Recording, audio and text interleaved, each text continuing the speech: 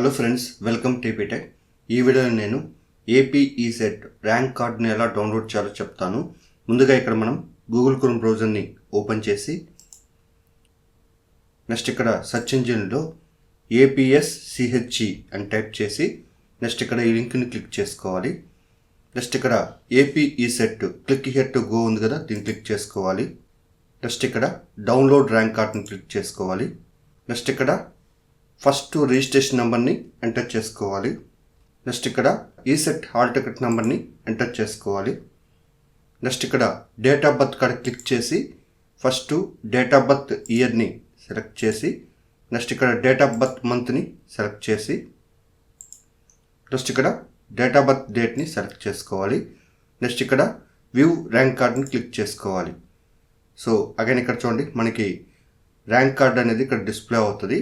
ఒకవేళ డౌన్లోడ్ చేయాలనుకుంటే ఇక్కడ ప్రింట్ని క్లిక్ చేసి ఆటోమేటిక్గా ఇది ప్రింట్ సెట్టింగ్స్కి లింక్ అవుతుంది.